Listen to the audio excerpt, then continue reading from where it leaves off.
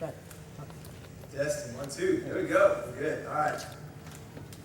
Okay, so we're going to continue on in this flashback, fast forward kind of series. A couple weeks ago, I talked to you guys about what are you building? What are you building for? What is your life about? And we played back in on the Tower of Babel and all that with that. Last week, I talked about waiting. And do we wait on the Lord? Do we really stop and wait on Him for His perfect plan? Or do we try to step in and kind of do our thing to help Him out a little bit as though He needs us? Tonight, I'm going to hit a different piece. And we're actually going to fly through a lot of the Bible, but I'm going to give you a little homework and basically say, here's some chapters that you need to go back and read. All right? Because I'm going to just, move through some of those chapters pretty fast. But tonight, we're going to talk about earning the right. When I say you got to earn the right, what thoughts come to your mind? You got to earn the right. What thoughts come to your mind? Question mark. Work. Huh? You got to work for something. Okay. What else? You got to earn the right. Huh? It'd be a challenge to the work for it. Yeah, absolutely. What else? Be willing to fight. Be willing to fight. In other words, pretty much be willing to get all you got. You have to dig way deep. Yeah. When I think of earning the right, I think about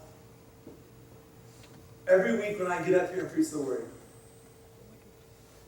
And I think, have I earned the right this week to get up here and say one thing to any of y'all? Have I earned the right to do that? I'll never forget I was asked by somebody, a couple years back, and they were doing a survey about youth culture and all that kind of stuff, and they were talking about maybe working with students. And then they said, so, do you think teenagers are respectful? And I said, no, I do, absolutely. And they said, so if I came in and started talking to them, they're going to just totally focus in on exactly what I'm saying and do what I say and yada yada. And I said, well, no, not necessarily. He goes, I thought you said they were respectful. I said, they will respect you. But if you just get up and expect them to pay attention to you and do exactly what you say and move on, and they don't have a clue who you are, I was like, no, that's not necessarily what's going to happen. Is that not a true story? Because it's hard to buy into when you hear somebody talking and you're like, do they really know what they're talking about? You know? It's hard to buy into that. You know, we talk about waiting. I told you guys about some of the trials and stuff that we had to go through. Those that went staffing with us this summer to UNT. That group saw me endure something with my disease that people knew that I'm sick, but they don't really realize what that looks like and what that means. And they actually witnessed it. So at this point, if I turn around and never talk about, man, I know, Maddie, that it hurts right now, and I know you're having a hard time, but you have to push through that pain. I'm not some random Joe that doesn't know what pain's like. They would be able to tell her, he knows what it's like to have to get up when you're hurting. And they've done that. You know what I'm saying? Actually, when we first got here, we just got here, Maddie decides, I'm going to go work out my ACL, and have ACL surgery. I called her, and we've been talking about it, and it's like, okay, kind of did that. Where are they pulling your, where are they going to repair it from? Hamstring, patella, what are they doing? And we talked about it because it was one of those things, I know what you're going through. I get it. So I have a right to talk to you about what they're doing. Now, if Chris had never had his ACL replaced, and he was sitting there going, Maddie, what you really need to do is this. Maddie would be very serious stuff. Thanks, Chris, so much. Anyway, what were we talking about again? Because you don't know what you're talking about. Because you haven't had it done. You follow what I'm saying? Now, stick with me the whole night so you can make sure you keep all of what I'm saying in context. Because that's going to be huge here. Because a lot of times, you start hearing about earning the right, it's one of those things where you're like, well, what if I've gone out and I've gotten drunk? I have no right to to tell somebody else, you can't go get drunk. Well, yeah, you can. Unless you're sitting there getting drunk in front of them. Hello? All right? I mean, seriously, right? You can when you've been redeemed. When God forgives you. I've heard people say, well, we don't talk to our kids about sex because, we have premarital sex too. So we don't really have a right to tell them that they shouldn't be having premarital sex. And I'm like, you follow Christ? Oh, yeah, absolutely. Slut Jesus. Okay. So, do you admit that the premarital sex was wrong? It was. It was sin. It's true. And you've been redeemed from that, right? Mm-hmm, we have. You absolutely have every right to tell your kid, don't be having no premarital sex. But if you're out sleeping around, you have no business telling them a thing because you have not earned the right. You follow what I'm saying? Doesn't mean if they said it, the words still aren't true, that you don't need to do that. The words are still true. But it's one of those, do as I say, not as I do, right?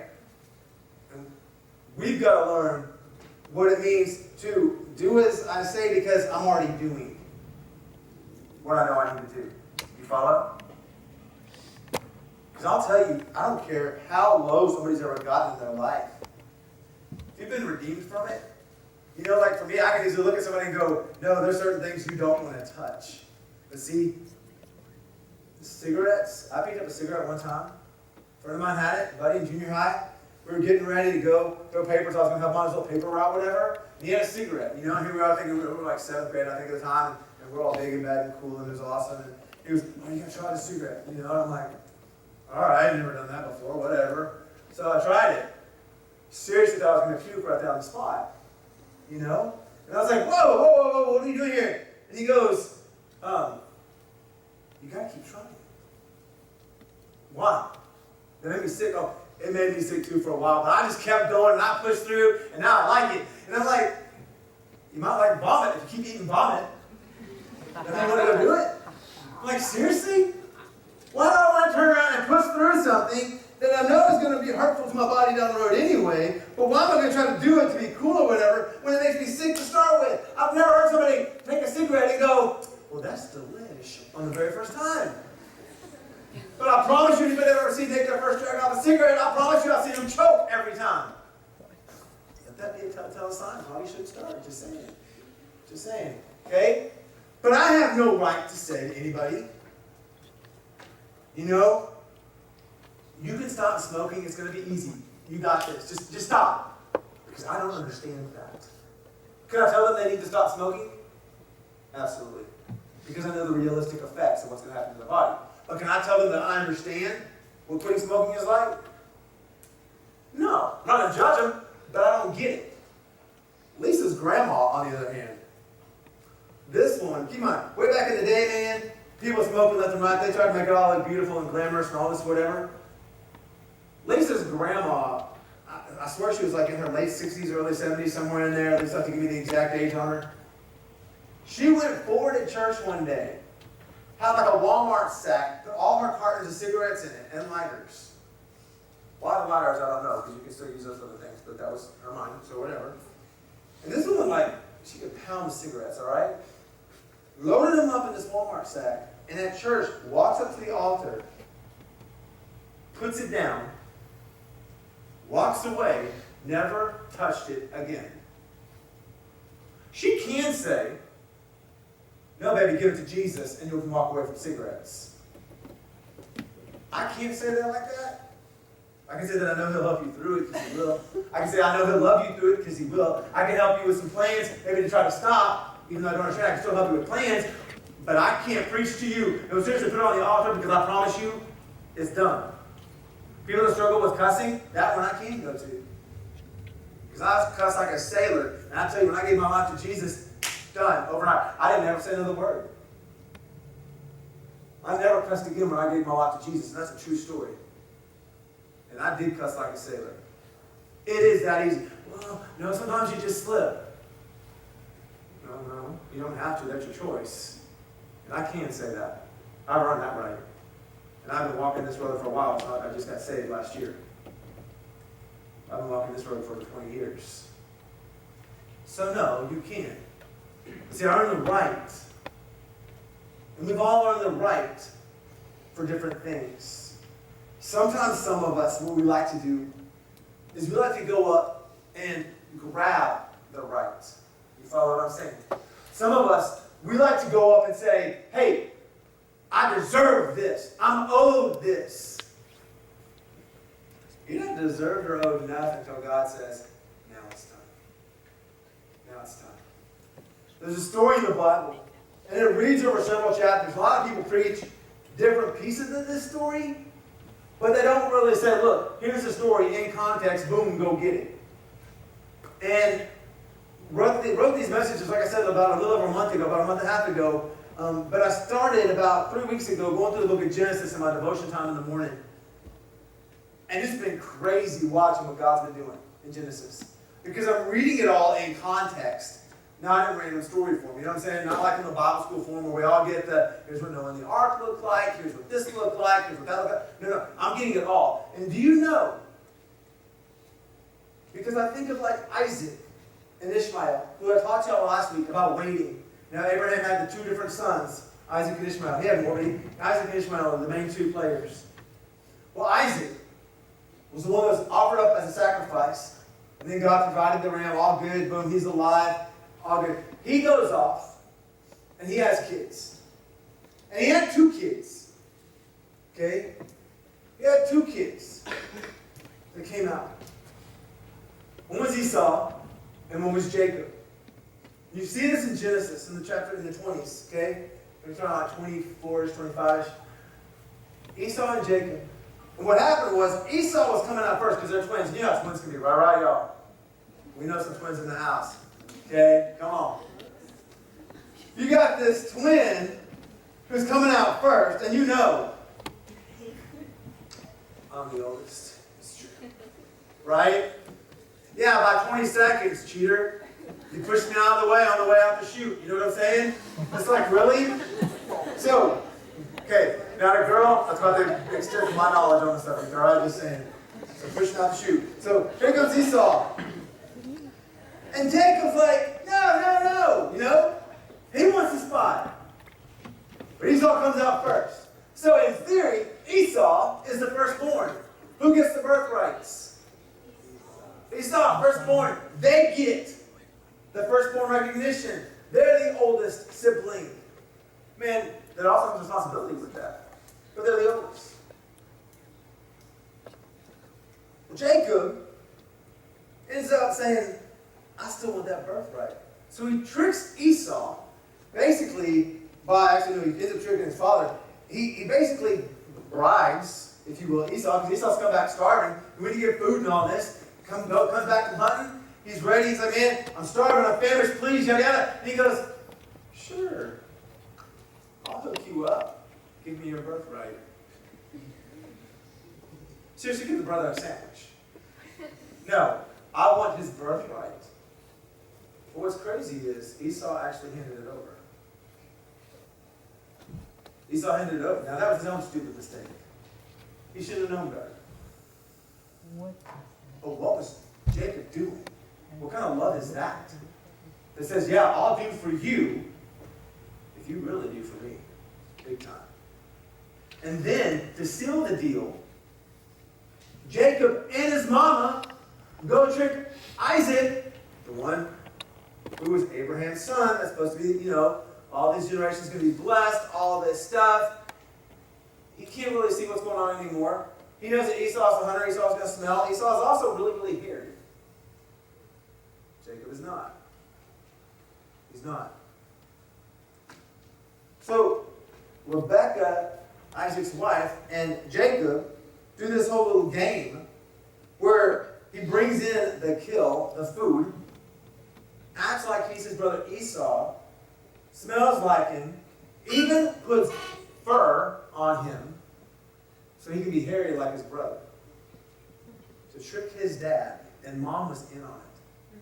Deceitful. And he gets his dad to give him the blessing. He tricks his dad to give him the blessing. He gets it. Is that God's perfect plan? Absolutely not. I know that for this reason alone. God's perfect plan, he will never act on with sin. Because God cannot sin. So God would not say, Clayton, I want your school to be one to Jesus, so here's how we're going to do it. I want you to start lying to everybody. Then get everybody to call out how you're this liar, and then all of a sudden turn it like this. Because does God want him to lie? In heaven, God will not let liars in. He says it in his word, just saying. He doesn't want him to lie. So God's not going to prompt somebody to sin in order to bring himself that glory like that. That's not how that works. But man takes things in their own control because they want their own power. They want their own rights. So now you've got Jacob. Why is this relevant? Because now look what we get. We get to Joseph. Joseph is his son. And we're going to read some verses here in a second. But I got to tell you, Joseph was near being one of the youngest. Okay? He had quite a few older brothers. I believe it was 6 or 7 older brothers. And Joseph was perceived to be the favorite of Jacob. Okay? You've got daddy who knows what it's like to play games because that's how he got the birthright. Now he's got these boys. Now you've got this son. So, in Genesis chapter 37, starting with verse 3. Oh, we'll start with verse 1. Here we go. Jacob lived in the land where his father had stayed, the land of Canaan. This is the account of Jacob's family line. Joseph, a young man of 17. Remember that. How old? 17. 17, right. He was tending the flocks with his brothers, the sons of Bilhah and the sons of Zilpah, his father's wives. And he brought their father a bad report about him. So Joseph comes in and babbles, basically. Now Israel, that is also Jacob's name. Israel is also Jacob's name. God gave him that name. God gave Jacob the name Israel as another name, okay? So, now Israel loved Joseph more than any of his other sons because he had been born to him in his old age, so he made an ornate robe for him. So this kid's getting this nice little fashionable robe, all the goods. When his brothers saw that their father loved him more than any of them, they hated him and could not speak a kind word to him. Joseph had a dream. And when he told it to his brothers, they hated him all the more. Because what's the dream? He says, listen to this dream I had. We were binding sheaves of grain out in the field, when suddenly my sheaf rose and stood upright. Well, your sheaves gathered around mine and bowed down to it. His brother said to him, do you intend to reign over us? Will you actually rule over us? And they hated him all the more. But they already hated him all the more because of his dream and what he had said. Then he had another dream, and he told it to his brothers. Listen, he said, I had another dream. And this time the sun and moon and 11 stars were bowing down to me. When he told his father as well as his brothers, his father rebuked him and said, what is this dream you had? Were your mother and I and your brothers actually come and bow down to the ground before you? His brothers were jealous of him. But his father kept this matter in mind. All right. First off, no one just shut up. Let's just say that right now. Joseph, he's seen as the favorite, right? Right? We know that. If you're seen as a favorite, let's just say, really, I mean, Joseph, for all we know, Joseph, maybe he was the kindest of the brothers. Maybe he was the one that always went to mom and dad and made sure mom and dad, are y'all good? Y'all good? All right, good, good. And the brothers didn't really notice maybe. We don't know.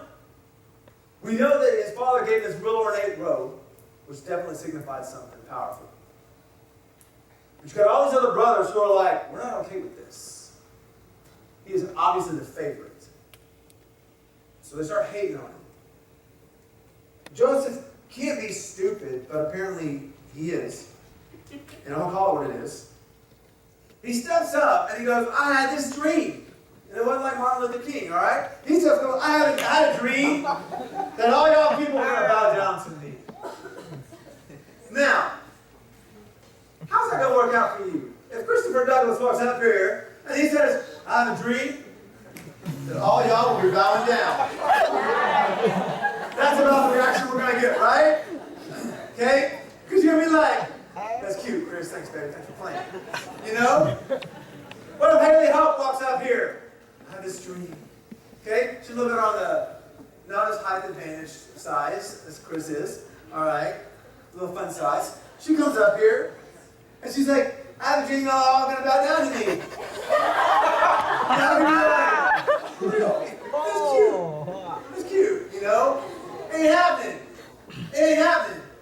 But Joseph says this, and then, as though you can't see, because you're not stupid, he's looking at him. He's looking. "Hey, I have this dream, y'all, that you're going to be bowing down, facing da-da-da. Here it is." You know the brothers weren't like, "Oh, all right." They were looking at him like, "Idiot. Seriously?" That's not inviting eyes. That's not eyes that say, "Oh, please tell me more about stuff like that, please." So genius steps up and goes, "I have another dream. Not just y'all, but mom and dad too." Because that really is what he's saying. What? Are you kidding me? All of us? And they can't stand him. Now granted, and I'm going to give a little prop to the everybody else crowd for a minute.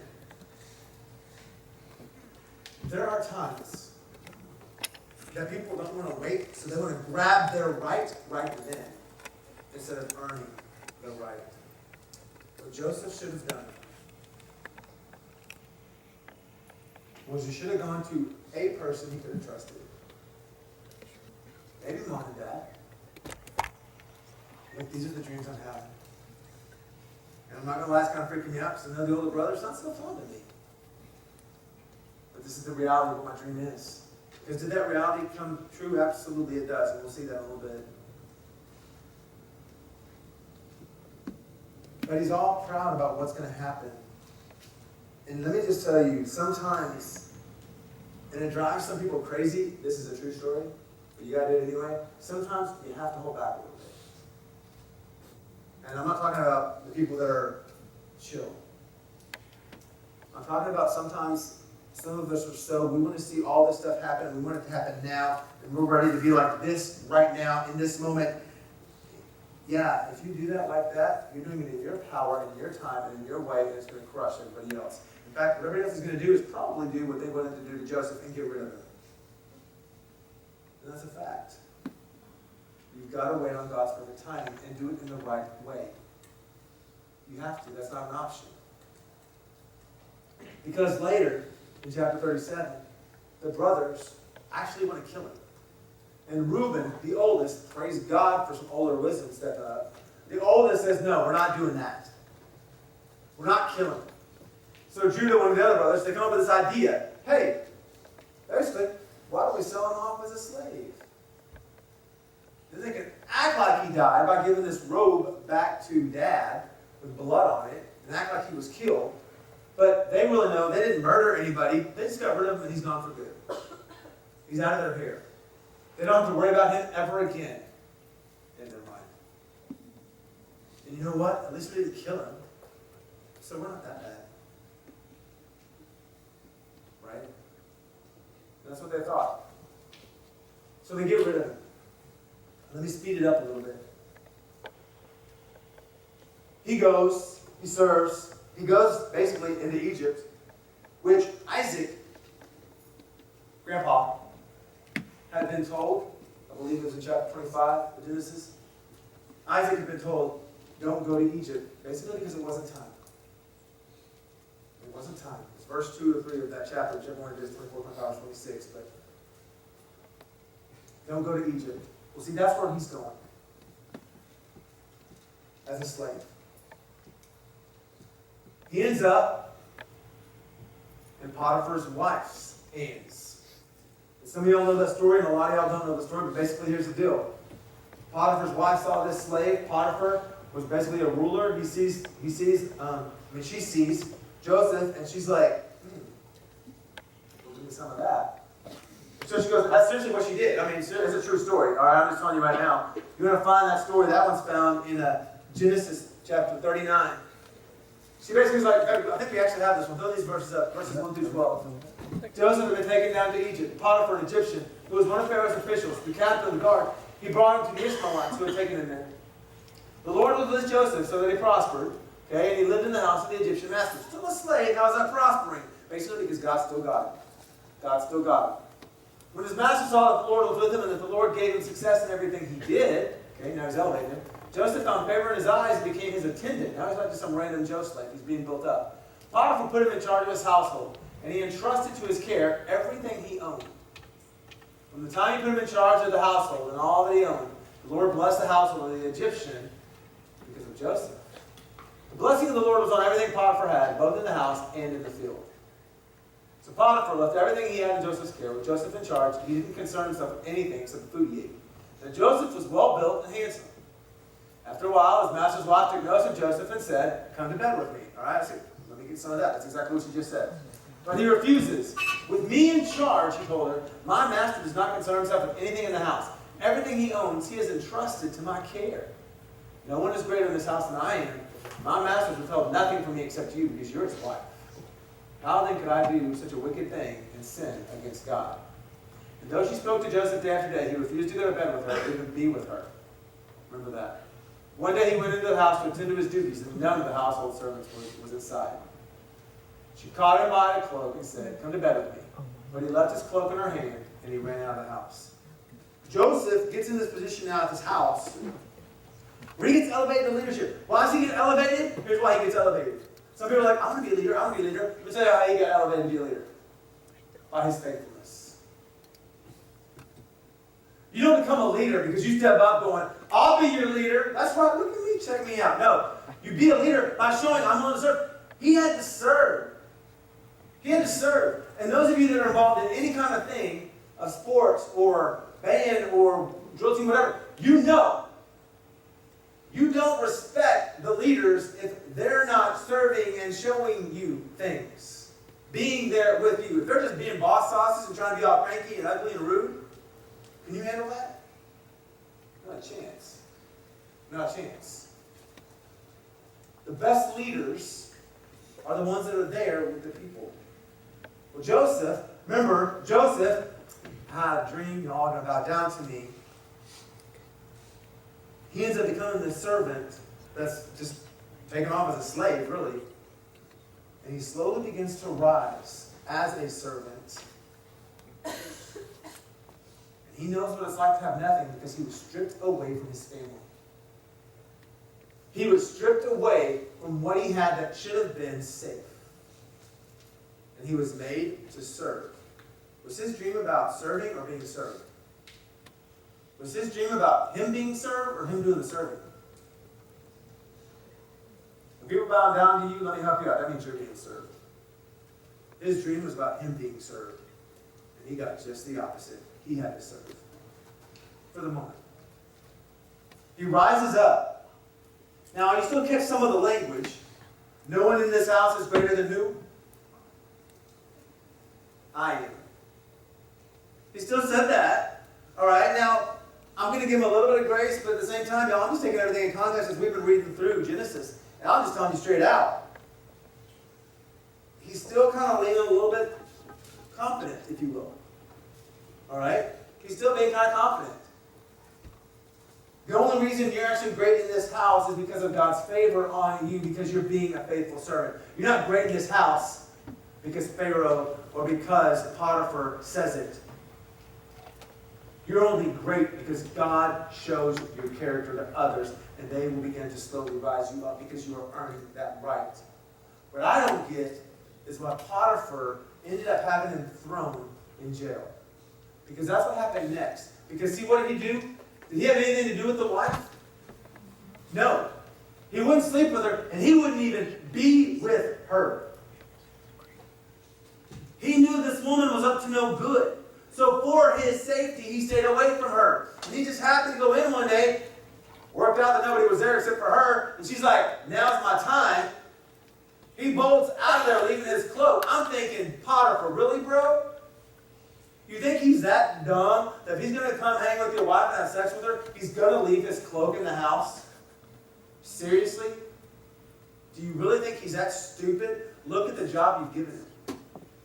Think about that, guys. Because listen to this line. Remember the fruit. You hear that? Remember the fruit.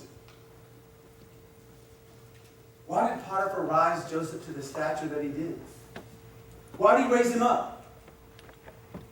Because he served. Because he was faithful. Because he had that right personality that was showing honor. He rises him up because of that. Obviously, then, he had to be trustworthy. Obviously, he did the right things. Obviously, he was smart. He rises him. And what happens? He buys his wife going, Guess what happened when you were gone? And he throws him in jail. He should have looked at his wife and said, seriously? Called it what it was.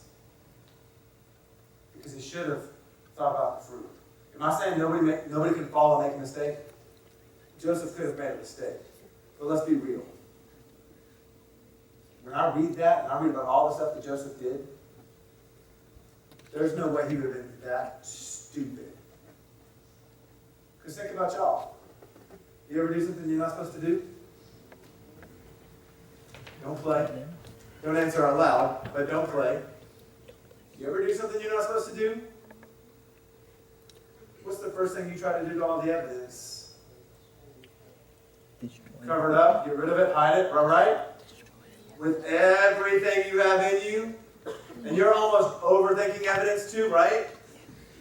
I mean, it could be something like you weren't supposed to plan a game system that was all put away, and now you end up taking out the trash, and you're doing all this other stuff. I mean, everything else, right?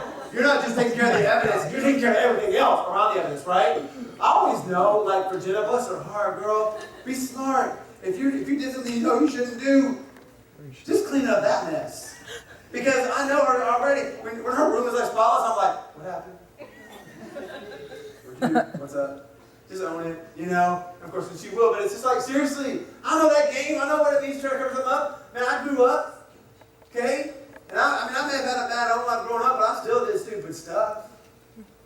And absolutely, you try to hide the evidence, and you try to hide anything that could possibly be perceived as evidence. And if Joseph knows nobody's greater in this house than me, everybody's looking at me because I've earned this right. I'm where I am because I've earned it. I came from the bottom up. I know this. I promise you, he is not going to leave a stupid jacket with this woman that he ain't supposed to be with, right? There ain't no way that's happening. No way, no how. And he gets another raw deal. Because guess what? Sometimes raw deals happen. There's no other way for me to word this. Sometimes life sucks. That's reality, right?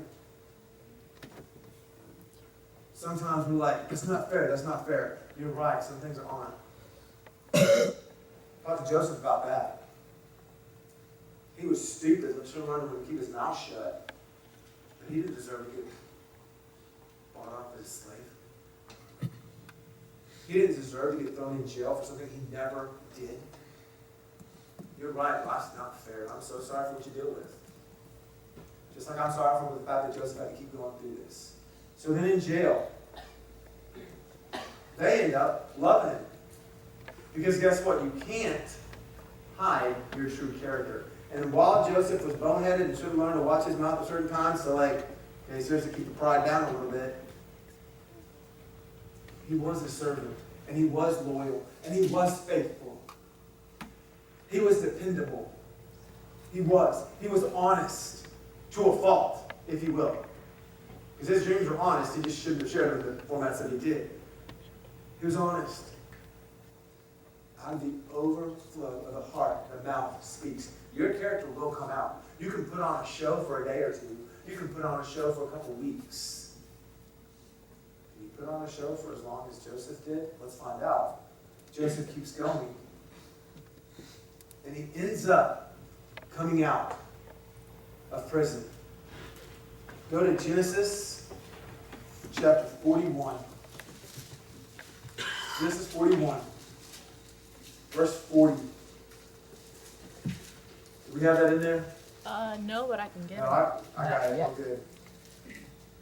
Genesis 41, verse 40. It's coming. Oh, it's not. Right. I'm trying.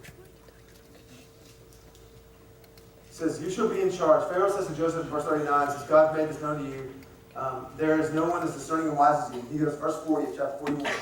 You shall be in charge of my palace, and all my people are to submit to your orders, only with respect to the throne. Will I be greater than you? You hear that? Okay? Pharaoh talking. The boss sauce of Egypt is talking. And he's saying, hey, only because I have the throne, that's the only reason I'm greater than you. Everybody will listen to you. Everybody will respect you. Period. Why? Because I trust you. You guys, when I brought Ben here this summer as an intern for the worship and things like that, the leadership stuff, and bringing him back in January, when I brought him here, let me tell you exactly why I did. Because I trust him. And if I'm out of the picture, I can't hire somebody I'm reading off of a resume. I need somebody, remember those words? Know the fruit. I need somebody that I know the fruit. And whether or not he's ever made mistakes, or never made a mistake. And he's made mistakes, just like I have. I've seen how he's dealt with those mistakes. So I trust him. So I'm going to put him in charge. And I would trust him over any one of y'all people at any given moment. Even the adults. I trust him with the adults. In a heartbeat. Because I've seen him be a humble servant. I've seen it. Why will I put somebody up in front to speak or do whatever? Because I'm seeing their fruit. I mean, I don't see anybody else's fruit? No, I see other fruit too. Trust me, it's good. But I see people not demanding. Follow me. I see people not demanding a spot. I see people earning the right by being faithful to who they are in Christ.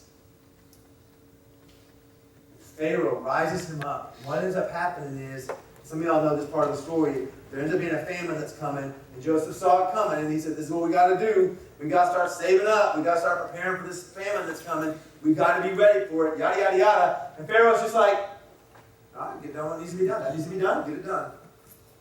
So Joseph starts calling shots, saying, get this done, get this done, get this done, get this done. They're all doing it. Keep moving forward. What happens is his brothers end up having to come to Egypt for food. And they end up coming to him. And you know what I found in Genesis? It's really kind of crazy. Pharaoh also blesses, I believe, I think it's chapter 45.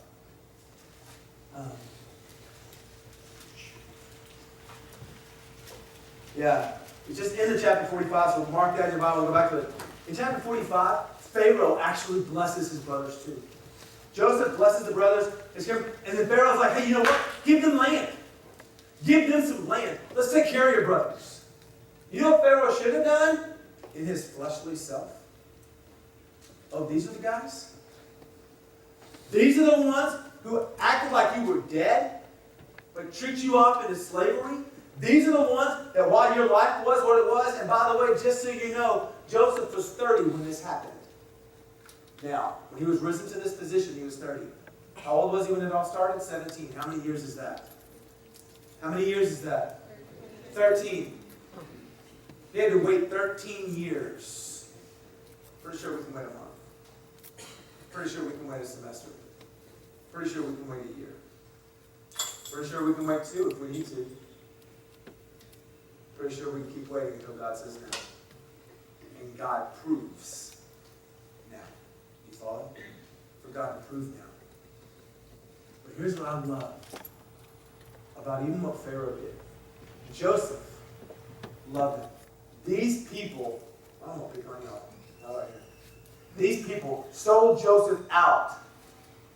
And Joseph gives them love and forgiveness instead. And what Pharaoh, who does not know Jesus, Pharaoh, who does not know God, Pharaoh, who is not one of God's people, what he does, lost, what he does is he follows Joseph's example and says, you're loving them, you're blessing them, let's give them land. The head followed suit of the one who had proven his fruit. You follow? You never know what influence you're going to have and when you're going to have it. But you better be on your game.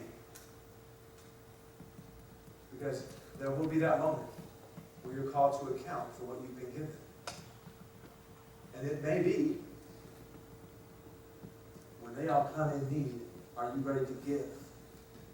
By the way, if Joseph hadn't pulled everything in and done what he knew, when he saw that famine coming, if he had not taken responsibility and done what he knew he needed to do when that famine was coming, he would have had nothing to bless his brothers with.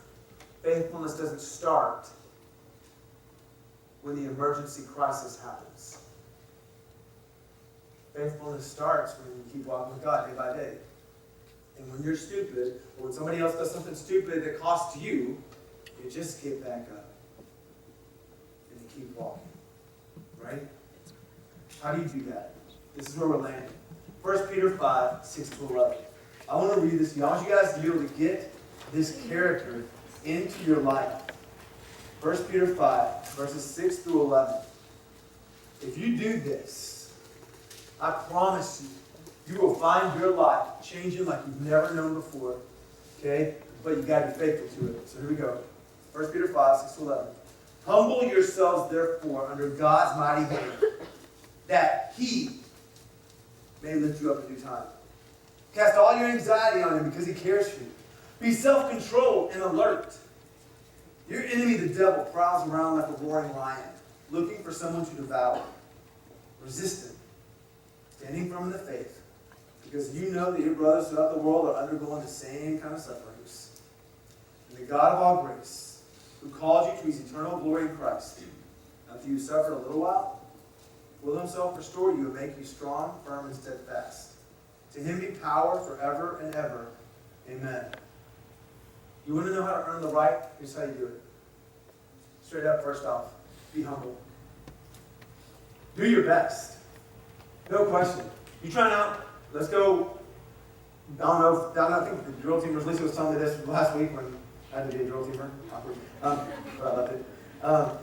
But she was telling me, telling Taylor, like, when she was on drill team in high school, they had to try out before every pep rally and game. And if they didn't make it, they didn't get a dance. But guess what? You better work your tail off and try to be in the next one.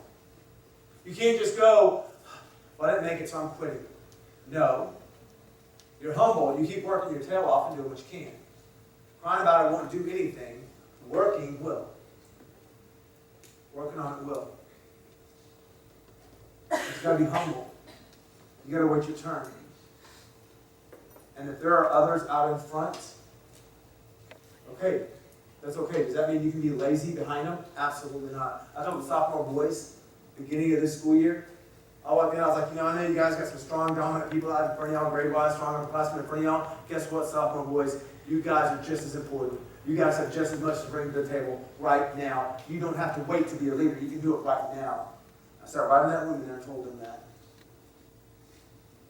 Does that mean go dominate and push everybody outside the way? No. Do your thing. Be who you are. Be humble. Because see, it's not about us. That's why we did all you tonight. It's not about us. It's about Him for His glory. And if I truly want His glory lifted up, if He needs to step me down so that Hayden, as a freshman, can come up because he needs to step up right now because what he has to say might make a difference for somebody in that moment. Is it about somebody hearing what I have to say or about somebody hearing what God needs to communicate in that moment? You follow? So if I want God to be lifted up, I've got to trust God's got what's going on. What happens, guys? Staffers that want to meet UNT? What happens if I have one of those flare episodes Wednesday night at 6:20 and we start at 6:30? God's not up there going, oh, wait, oops. I better heal David real quick. No, God obviously has another plan. And that's okay. We're humble and we trust, all right? We're humble and we trust, all right? You got to be. Humble yourself and let Him lift you up. If you're always going, look at me, look at me! Well, that's exactly what people will look at, just so you know. You want people to look at you, make all the noise you want, and that's who they'll look at. But See, when I look at Taylor, as cool as she is, I'd rather see Jesus in her. Because if Jesus is in her, he's really a whole lot better to look at coming through her. You follow it? That goes back to how are you building, and is it worth the wait? Humble yourself before the Lord, all right? Then, cast all your anxiety on him because he cares for you. Give him what's stressing you out. Well, you don't understand. I'm so sick and tired of waiting on this. I'm so sick and tired of seeing these people who live like trash get away with this. And I'm so sick of this. And I'm so sick of that. And I don't know what to do, God. And God said, would you just give it to me because I'm God and you're not. Obviously, I know how to deal with it. And obviously, it's stressing you out. Pray to him. But cast all your cares on him because he cares for you. Give it to him. What happens when you don't? You get your eyes off of the fruit. See, Potiphar got his eyes off the fruit. He knows why he lifted Joseph to the spot that he did, but he got his eyes off the fruit of Joseph's life and bought a lie. And bought a lie. You know, that's crazy. That's absolutely crazy. It's one of those kind of things. It's like, I was thinking this couple, they were dealing with an issue going on. And, man, they had been honest about a bunch of things and all this kind of stuff, and they were helping deal with this situation that was going down. And this other parent didn't want to hear about it and believed a lie. That was a lie. It was a straight out lie. It's true. I mean, just there's no ifs and about it. And what's crazy is that other parent looks at the couple and they say, I know that y'all don't lie, and I know that you this, and I know that you that. But I just can't let my brain believe that my child would lie. All right. Know the fruit, but that's your choice. Y'all know some of your moms and daddies, right? You know full well. You try lying in your house, they're going to call you for what it is, right? You know, I told my daughter last night, I love her, I would give her the world. But she knows full well. Don't even try lying to me, girl. That's not going to work out so good for you. It's not. But why will I stand behind my daughter? Because I see things that she does. I've seen her fruit. I've seen her fruit. And I'll stand by that all day long. All day long. Why will I stand by Chris playing bass right there with me right now? Easy. Because he busted over here from cheer practice, sweaty and nasty most of the time, to come practice real quick, then to go clean up, cutting out on a whole lot of extra time that he in theory doesn't have. He's getting no recognition other than I'm playing because I'm worshiping Jesus. Okay, done. I see the fruit. I'll bless the fruit. You follow what I'm saying? It's so with all of us. There was a young man that my daughter was stuck somewhere one day. I'm not going to say who it was and just leave that alone. And the person will know who it is, but they don't need to acknowledge it, and they won't. I worry sometimes with my daughter, like, who's going to make sure that she gets to school on like Thursday mornings and all this kind of stuff because she doesn't want to mentor anything, whatever. And she was riding with a bunch of guys like every week last semester. This girl who knows like nobody here is riding with a car full of guys to her junior high and gets out with this like army of boys around her. I'm like, Jenny, you have like a Secret Service entourage. I mean, seriously? You know, and she's like playing off this awkward, don't play. Okay, she was loving life, don't exaggerate about that.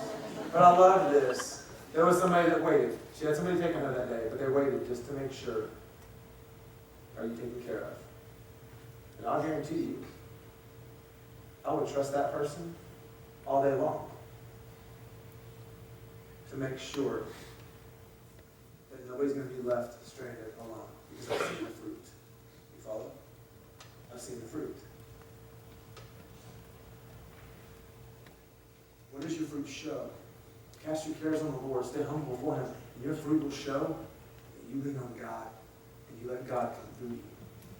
But he keeps moving. Be self-controlled and alert. Keep your eyes open. Keep waiting for that moment. Keep waiting for that moment. Because your enemy, man, he's the devil. He's going around like a roaring lion looking to devour. We like to play around like Christianity's easy. And I know this message tonight is kind of a different kind of form, but I'm just telling you, the enemy's out there. He's after all of us. He wants to see who we can devour. And we like to play like Christianity. You come to Jesus and it's all fun and games and blah, blah, blah, blah, blah. Baby, that is not the gospel. That is not the gospel. The only thing we have is the fact that we can lay our lives in His hand. True story. You can either deal with all the trash in your life by yourself, or you can put yourself in the Savior's hand. Trash will happen regardless. I'd much rather be with the Savior when it happens than without the Savior. You hear what I'm saying? But be self-controlled and alert. Look for that moment. Look for that moment. Don't go force a moment. Look for the moment.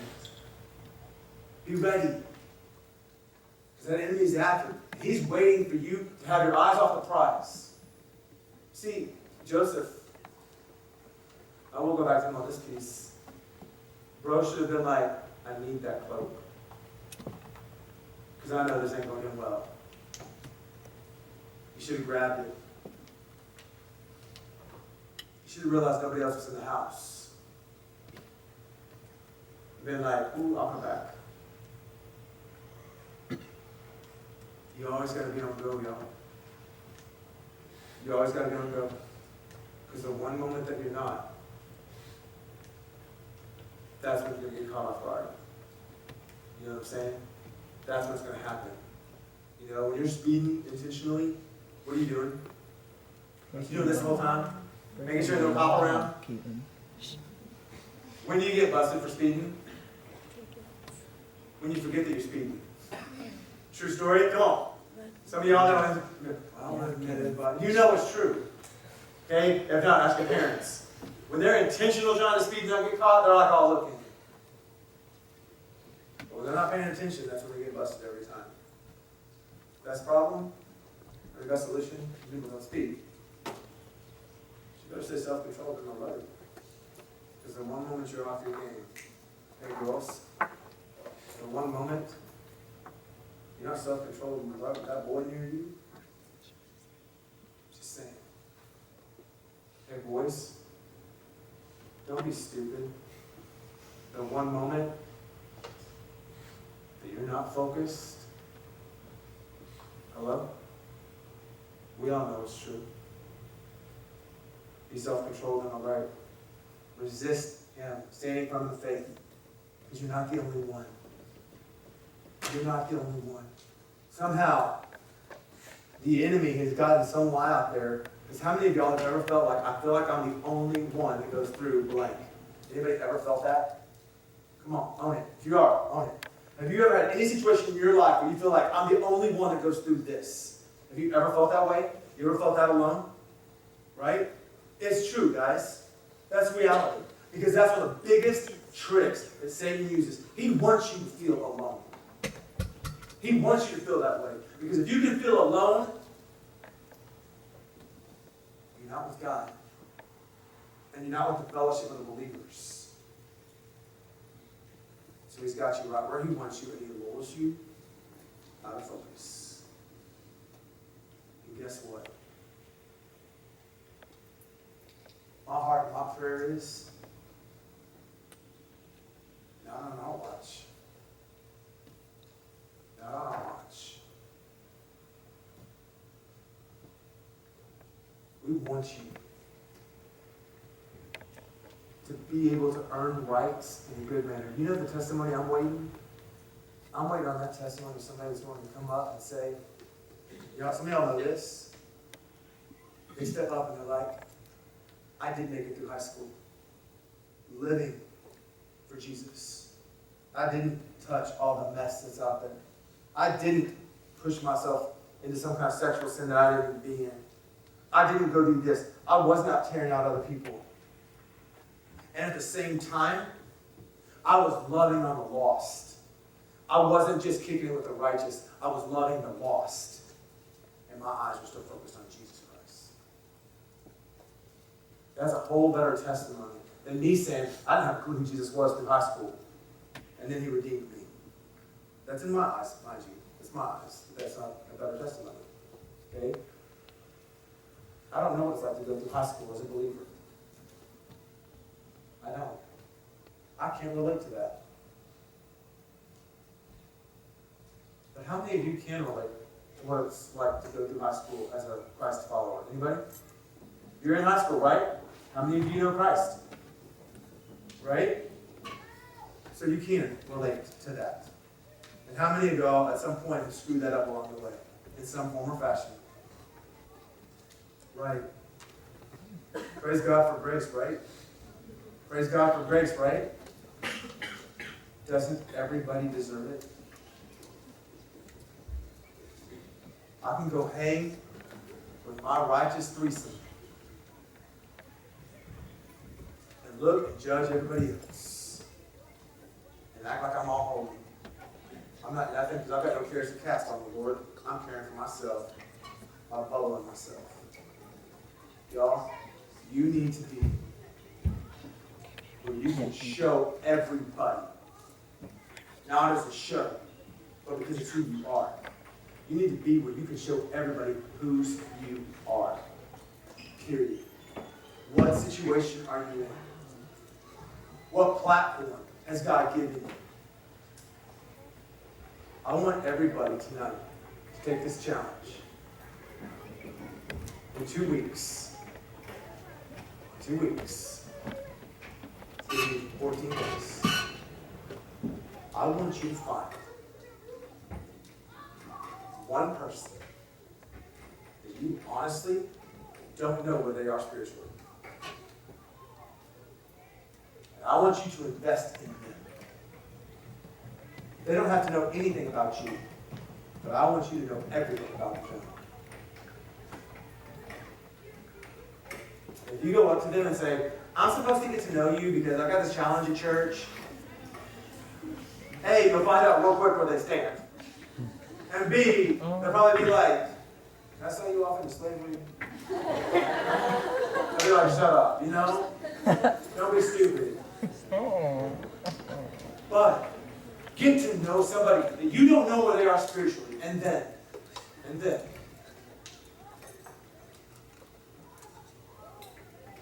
help them see whose you are. 2 weeks, 14 days. You'll know why when 14 days gets here. 2 weeks. Earn the right. You don't earn the right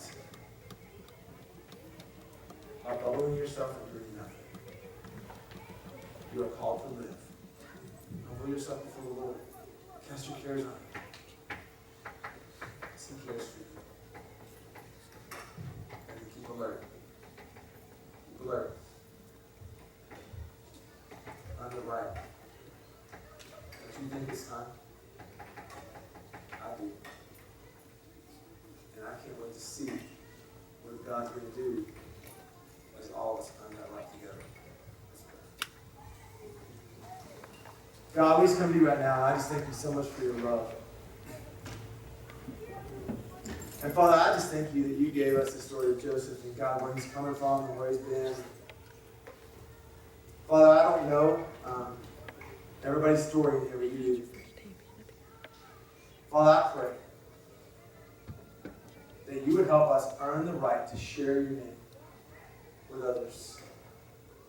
In our imperfections, God, in our sin, because of your grace, help us earn the right. I pray that you would help all of us to have the patience to wait on you. To not try to do things on our own, but to trust you